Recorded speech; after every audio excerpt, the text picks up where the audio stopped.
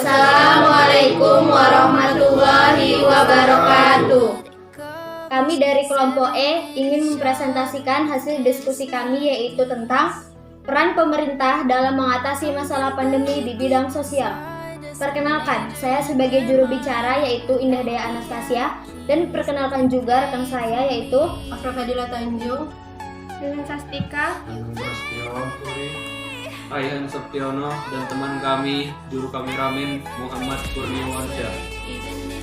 Baiklah, di sini saya sebagai juru bicara ingin menerangkan isi dari presentasi yang telah kami diskusikan.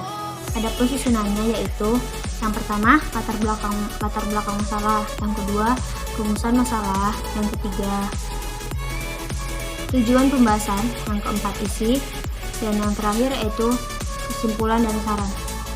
Baiklah, saya akan memulai satu persatu akan saya bahas. Yang pertama yaitu tentang latar belakang. Masalah sosial adalah suatu ketidaksesuaian antara unsur-unsur kebudayaan atau masyarakat yang membahayakan kehidupan kelompok sosial.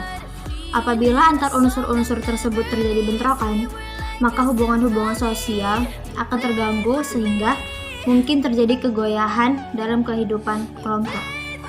Masalah-masalah sosial tersebut berbeda dengan problema-problema lainnya di dalam masyarakat karena masalah-masalah sosial tersebut berhubungan erat dengan nilai-nilai sosial dan lembaga-lembaga kemasyarakatan. Hal ini dinamakan masalah karena bersangkutan dengan gejala-gejala yang mengganggu kelanggengan dalam masyarakat. Dalam masalah pandemi, masalah sosial berawal dari kasus lokal COVID-19 menyebar ke seluruh dunia, silih berganti dengan cara penularan yang disebut kasus impor dari luar wilayah asal atau transmisi lokal antar penduduk. Baiklah, itulah latar belakangnya. Yang kedua yaitu rumusan masalah. Rumusan masalah di sini ada empat topik. Yang pertama yaitu apa yang dimaksud dengan masalah sosial. Yang kedua, faktor apa saja yang dapat menyebabkan timbulnya masalah sosial di masa pandemi ini. Yang ketiga, apakah dampak gejala sosial di masyarakat? Dan yang keempat yaitu apakah upaya pengendalian masalah sosial dalam masyarakat? Adapun tujuan pembahasan yaitu melalui tugas ini kami sebagai kelompok mahasiswa diharapkan dapat mengevaluasi kebijakan pemerintah yang sesuai atau tidak sesuai dengan Pancasila.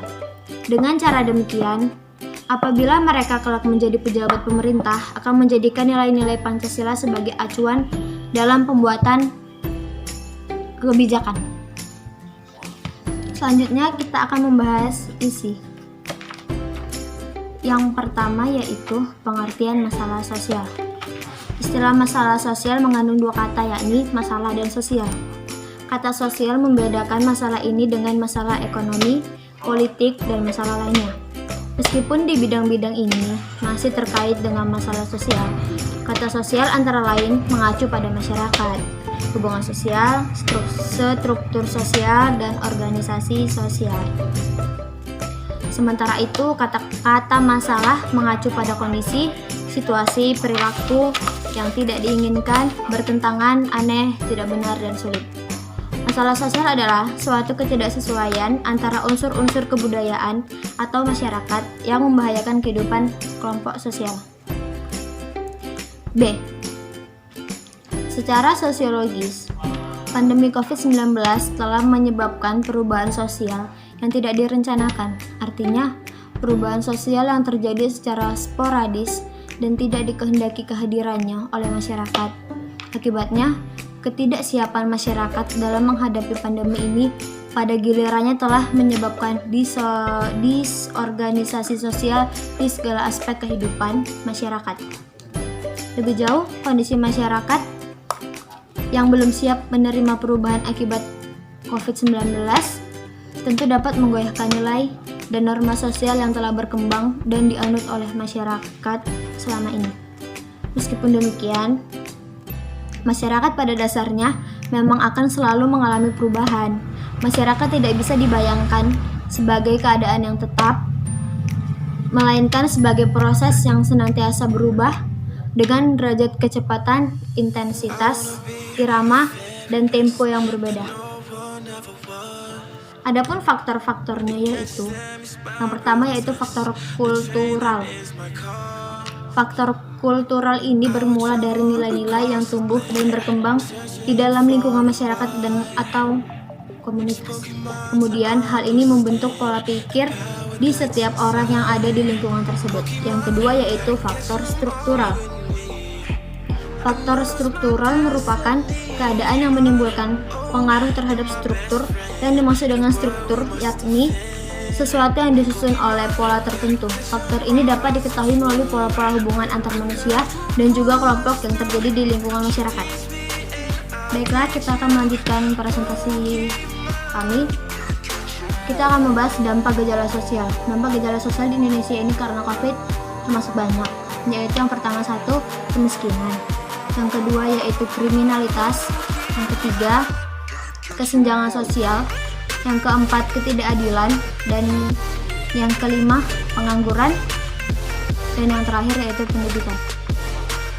Adapun upaya pengendalian masalah sosial dalam masyarakat yaitu satu, membentuk institusi atau lembaga. Yang kedua, penerapan hukum secara tegas. Yang ketiga, pembinaan melalui lembaga pemasyarakatan. Dan yang terakhir yaitu penerangan dan bimbingan hidup beragama. Adapun kesimpulan dari presentasi kami atau diskusi kami yaitu di dalam kebijakan pemerintah dalam menyelesaikan masalah pandemi di bidang sosial ada di Pancasila sila kelima yaitu keadilan sosial bagi seluruh rakyat Indonesia. Dampak sosial dari COVID-19 itu sendiri dapat terlihat dari adanya pembatasan kebebasan sipil masyarakat. Sedangkan dampak ekonomi terlihat pada penurunan perkembangan ekonomi serta banyaknya individu yang terkena PHK. Selain itu, studi ini juga melihat tantangan pada implementasi kebijakan penuntasan COVID-19 seperti PSBB serta potensi solusi terhadap tantangan tersebut lewat perspektif demografi sosial. Jadi, peran pemerintah dalam mengatasi masalah pada masa pandemi ini harusnya lebih tegas dan bijaksana lagi dalam melaksanakan atau memberlakukan protokol kesehatan kepada seluruh masyarakat Indonesia. Kebijakan pemerintah ini sesuai dengan Pancasila, karena di Pancasila sendiri di sila 5 yaitu keadilan sosial. Nah, presentasi dari kami kelompok E Pancasila, kurang dan lebihnya kami mohon maaf. Wabillahi taufiq wal hidayah. Wassalamualaikum warahmatullahi wabarakatuh.